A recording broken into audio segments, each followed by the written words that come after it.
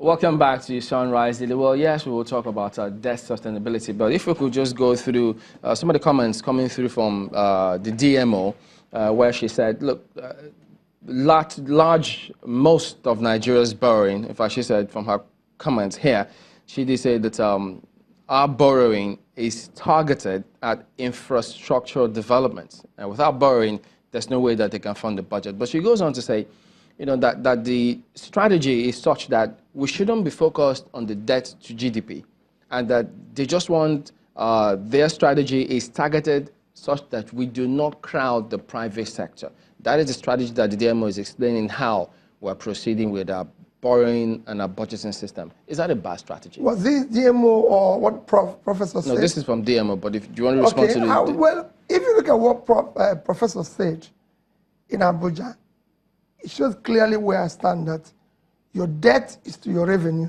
not to your GDP. It's never happened anywhere. In a more advanced, developed economies, you cannot do that because the more advanced, developed economies, you build your infrastructure, your education, investment, everything, just like what is happening in Japan. You can say, okay, Japan debt to GDP is high. Fine. But look at what Japan has in treasury bills in American dollars. Look at their development. Look at what they're borrowing for. Prof, yes, disagrees with me that most of he says major part of the borrowing is for infrastructure. Which infrastructure? Thailand, or let me use Pakistan, borrowed $10 billion specifically for power. And today, they're generating over 12,000 megawatts. Let us know, what are we borrowing for? You should know what we are borrowing for. We cannot just say, oh, we're borrowing $10 billion for infrastructure. It's amorphous. Let us know what we are borrowing for. But the figures released yesterday by the NBS, while they were talking about the growth in the non-oil sector, which was led largely by the transport sector as a result of the investment in that sector. Isn't that something to count for something? On construction or anything. Mm-hmm. Let me be honest with you. I don't want to go with this quarterly GDP because if I make comments on it, it might not be encouraging. I want us to look at where we're coming from. There's something Prof said that is important. You look at the growth of your population and your GDP growth, and you could see, if you compare us with countries, I don't want to compare us with, say, China. People will say, oh, I look at China always. But if you look at, say, Thailand, in 1980, when our poverty was just 4 million, theirs was about the same number. The GDP then was about a third of ours. A third of ours. Per capita, which is what you used to measure then, their own was about $600. Ours was $870, 1980.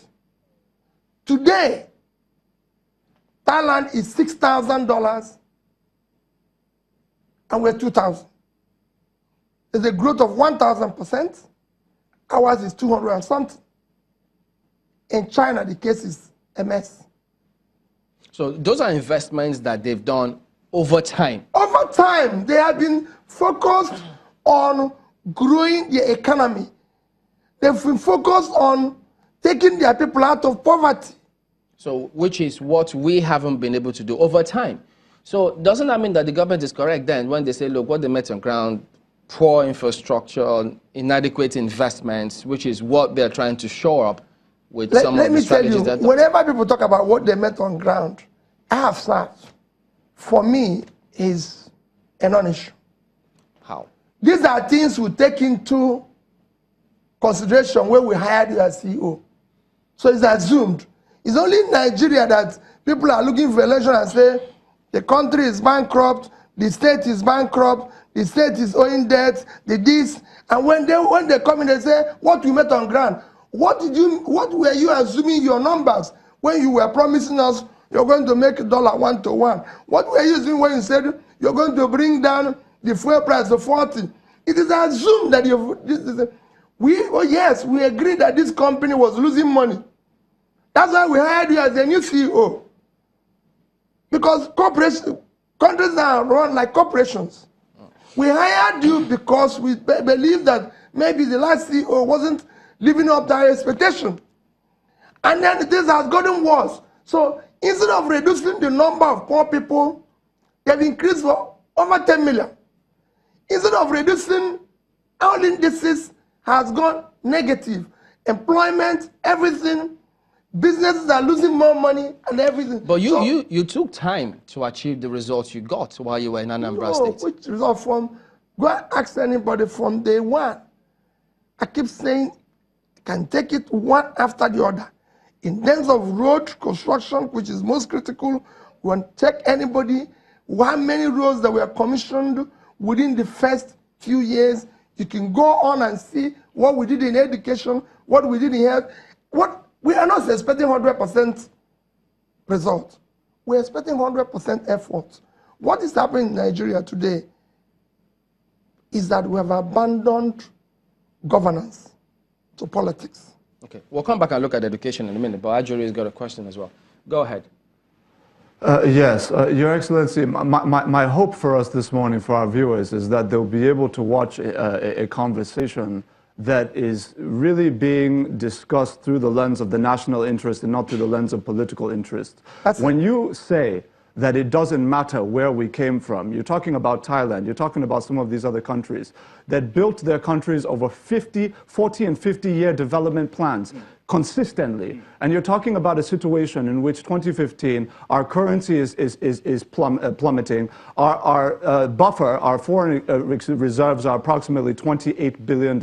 Anybody who knows global economics knows that that cannot support a falling currency in a mono economy. You have all of these things going on, very little investment of infrastructure over the last 30 years. These are realities, little diversification of the economy over the last 30 years. How can you say with a straight face that it does not matter what happened before now? I didn't say it does not matter what happened before now. I said this is what we put in consideration when we hired you. Whether it's a local government chairman, whether it's a state governor, or at the national level. When you were campaigning, you're saying, oh, things are this, if I'm elected, I'm going to do this, do this, do this, do this. This is my focus. And then you come into office, and those, call it promises on which we hired you, is heading south. And you are saying, oh, it doesn't matter.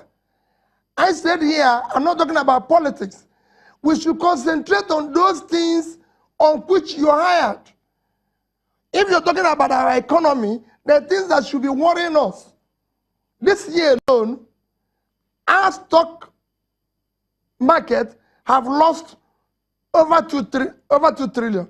That's about $7 billion in 1 year. It should worry us. For a capital market that is very small, our capital market today is only about $40-something billion. So it's lost almost 20% of its value. It's not worrying us. When the second biggest economy in Africa, South Africa, their capital market is $950 billion, or almost $1 trillion. And they've not entertained that type of loss. And you go on and on. So these are things that should worry us. I'm not saying, oh, things were very good. I said, yes, this station was not working when you guys were hired. But it got worse. And if it got worse, we want to see a clear roadmap on coming out of it. Between 2000 and year 2015, China pulled 430-something million out of poverty. We push more people into poverty. So where is the clear roadmap that we're coming out of it?